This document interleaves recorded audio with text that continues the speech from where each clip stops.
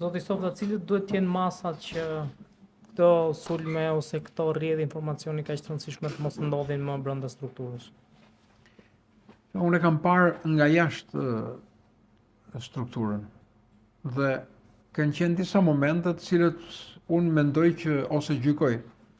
ndoshta sistemet e mbrojtjes, duke filluar që ka mbrojtje fizike, do të jenë të një niveli më të lartë. Për shembull, kanë qenë 2 protesta të opozitës shqiptare dhe në këto opozita, një televizion apo 2 televizione kanë filmuar nëpërmjet një droni lartësi. Pra për të parë se si janë të pozicionuar, sa është numri i protestuesve dhe se si ka qenë pjesëmarrja. Unë nuk e shikoj në sensin sa dhe si ka qenë pjesëmarrja, unë e shoh në sistemin e sigurisë. Fakti që fluturon një dron do të thotë që s'ka sistem antidron. Dhe sistemi antidron duhet të funksionojë nëpër pjaca, nëpër sheshe, nëpër institucione të një niveli të sigurisë lartë, presidenca, kryeministria, Banka e Shqipërisë,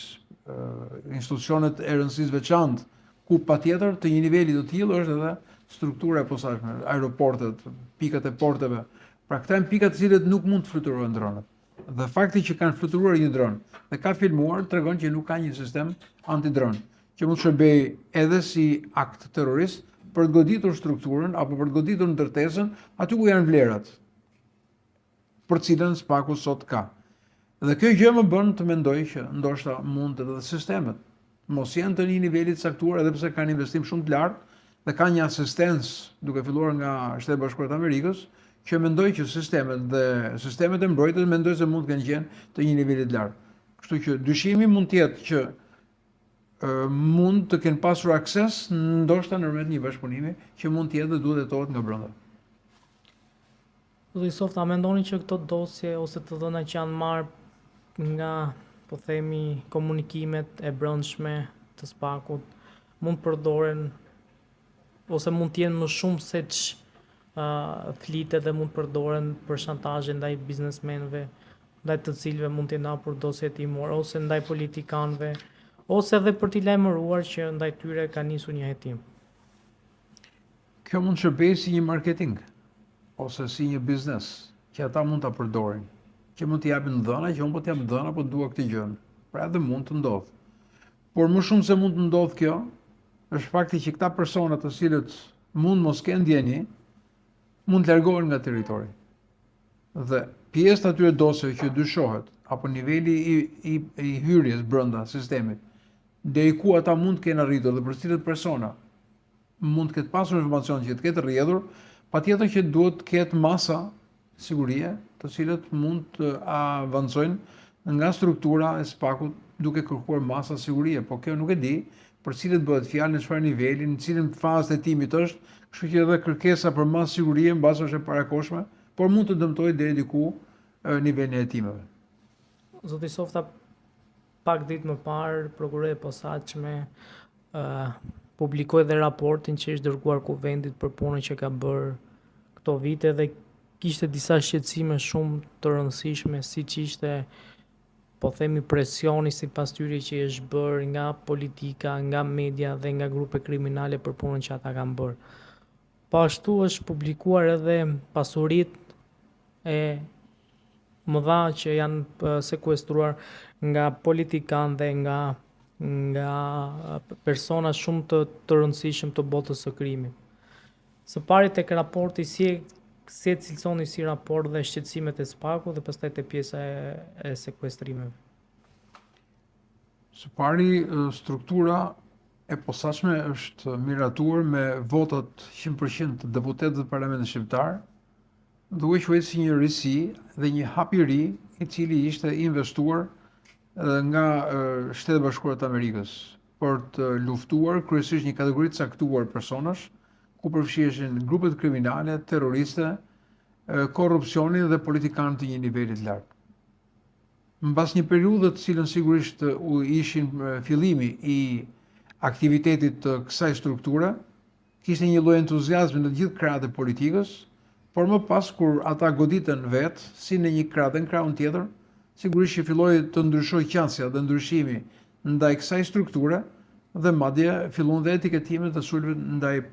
strukturës, duke deformuar emrin e saj, por dhe ndaj individëve, kryesisht ndaj Dumanit, zoti Dumani, i cili është kreu i saj. Kur kemi pasur një ndryshim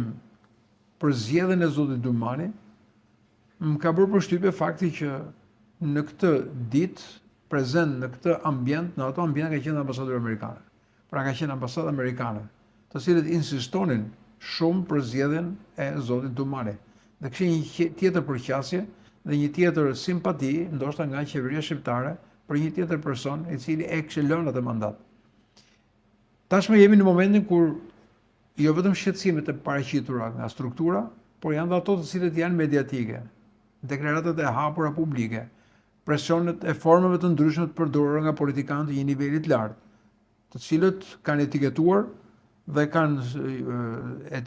dhe kanë sulmuar si një strukturë të organizuar kriminale këtë strukturë të posaçme të hetimit. Dhe duke etiketuar dhe personat e veçantë, sigurisht me epitete dhe me forma të cilët nuk kanë qenë të hijshme për sa i përket asaj deklaratave publike. Sigurisht jo ka kaluar vështirësi, numri i prokurorëve ka qenë i limituar, u plotësua më pas me agjentët e BK-s, dhe sot është në një moment ku po trajton çështje të një rëndësie të veçantë dhe madje kanë avancuar deri në masat e sigurisë, siç ka qenë masa ndaj zotit Meta, arresti me burg, dhe masa ndaj kryetarit të Bashkisë së Tiranës, zoti Velia, arrest me burg, të cilët kanë pasur një efekt tek qytetarët për sa i përket vlerësimit, por dhe një efekt për sa i vlerësimit në kravet politikës, qoftë majta, qoftë djatha, ku deklaratat kanë qenë deri në shkrirje të strukturës së SPAK-ut, më pas moderimi i saj për shkak të reagimit të Bashkimit Evropian dhe faktorit tjetër ndërkombëtar, duke thënë që ne do ta rishikojmë për të modeluar, po themi, këtë strukturë. Por gjitha këto forma dhe shprehje sigurisht që janë një presion ndaj këtij sistemi të drejtësisë, të cilët mbi 50% shqiptarë të paktën e vlerësojnë si një hap pozitiv dhe si një institucion i duhur që po punon ndaj krimit dhe ndaj korrupsionit të politikanëve të niveleve të ndryshme,